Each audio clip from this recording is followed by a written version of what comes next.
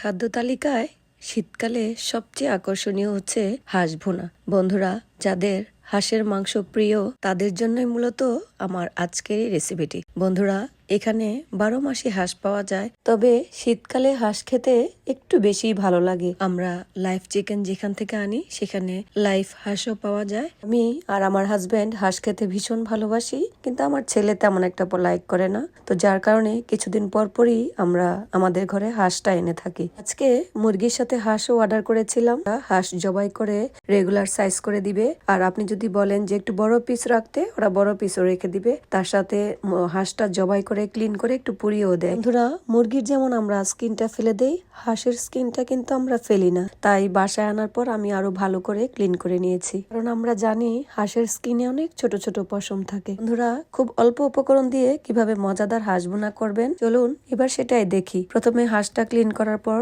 লবণ দিলাম, আরো দিলাম বড় একটা রসুন থেতো করে, দিয়ে দিলাম 1.5 টেবিল চামচ আদা বাটা। মাংসতে যেহেতু অনেকেই বলে একটা স্মেল থাকে, তাই ভালো করে ধুয়ে আদা রসুনটা একটু বেশি করে দিলে স্মেলটা আর থাকে না। এরপর দিয়ে দিলাম 1/2 টেবিল চামচ হলুদ গুঁড়া, 1 টেবিল চামচ মরিচ গুঁড়া, 1 টেবিল চামচ ধনিয়া গুঁড়া, 1 টেবিল চামচ জিরা গুঁড়া, দিয়ে দিলাম 1/2 টেবিল চামচ মিক্সড গরম মশলা। এবার দিয়ে দিব আস্ত কিছু গরম মশলা, যেমন গোলমরিচ, লবঙ্গ, এলাচি, দারচিনি। আপনারা নিশ্চয়ই খেয়াল করেছেন যে আমি গুঁড়ো মশলাও দিয়েছি 5 স্পাইস, আর দিয়ে দিয়েছি কিছু আস্ত গরম মশলা। এখন দিয়ে দিব প্রায় 1.5 কাপের মতো পেঁয়াজ কুচি, আর দিয়ে দিব 1 কাপের মতো সরিষার তেল।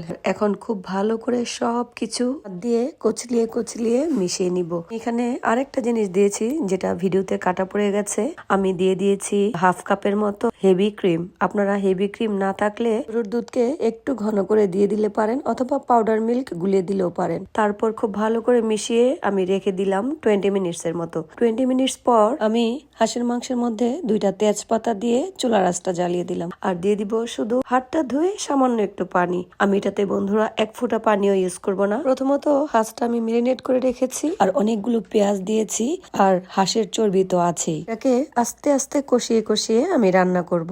এটাই হচ্ছে এটার বিশেষত্ব। এই জন্যই বন্ধুরা এই কষা হাঁসটা এত মজা হয়। পানি দিলে হাঁসটার মজাটাই চলে যায়। মাঝখানে 2-3 বার নেড়ে দিয়েছি ঢাকনা খুলে। এখন দেখলাম যে খুব সুন্দর করে হাঁসের উপর দিয়ে তেল ভেসে উঠেছে, আর সিদ্ধ হয়ে গিয়েছে 90% এর মতো। তখন আমি দিয়ে দিলাম 2টা টমেটো কুচি করা, আর দিয়ে দিলাম বেশ অনেকগুলো কাঁচামরিচ। আমরা যেহেতু হাঁসে পানি ব্যবহার করিনি, তাই একটু পরপরই নেড়ে দিতে হবে, আর দেখতে হবে যে এটা তলায় দিয়ে লেগে যাচ্ছে কিনা। এটা আপনারা খুব খেয়াল রাখবেন, পুড়ে গেলে কিন্তু হাঁসের মাংসের মজাটাই চলে যাবে। একটি ফ্রাই প্যানে আমি একটু ঘি আর একটু অলিভ অয়েল দিয়েছি, তার মধ্যে দিয়েছি কিছু আস্ত গরম মশলা, মধ্যে ছিল একটু শাহি জিরা, একটা স্টার এনিস, মেথি, 2টা তেজপাতা, কিছু লবঙ্গ আর একটা দারুচিনির টুকরা, আর দিয়ে দিলাম অনেকগুলো পেঁয়াজ, প্রায় আধা কাপের মতো। দিয়ে পেঁয়াজগুলো হালকা ব্রাউন হয়ে যখন গরম মশলা থেকে ফ্লেভার ছড়াচ্ছে, তখনই আমি রান্না করে রাখা হাঁসের মাংসের উপরে সেই ফোড়নটা দিয়ে দিলাম। বন্ধুরা, বিশ্বাস করুন এত টেস্ট হয়েছে, এটা আপনারা রান্না না করে খেলে বুঝবেন না। তারপর দিয়ে দিলাম একটু বাটার, যেটা এটার মজার মাত্রাটা আরো বাড়িয়ে দিবে। বাটারটা দেওয়ার পর হালকা একটু ঢেকে যতক্ষণ পর্যন্ত না বাটারটা মেল্ট হচ্ছে ততক্ষণ ওয়েট করবেন। এর সাথে কথা বলতে বলতে আমার হাঁসের মাংস ডান হয়ে গিয়েছে। এই যে দেখুন কি সুন্দর কালার এসেছে, আর তেলও উপরে ভেসে উঠেছে। হাঁসের মাংস অনেকেই ছিটপিঠা, পরোটা, ভুনা খিচুড়ি, ভাতের সাথে খেয়ে থাকে। আজকে আমি নিয়েছি ক্রুসান্ট, আমি ক্রুসান্ট দিয়েই খাচ্ছি। ট্রাই করতে ভুলবেন না, আর কে কি দিয়ে খেতে পছন্দ করেন অবশ্যই আমাকে জানাবেন। আল্লাহ হাফিজ।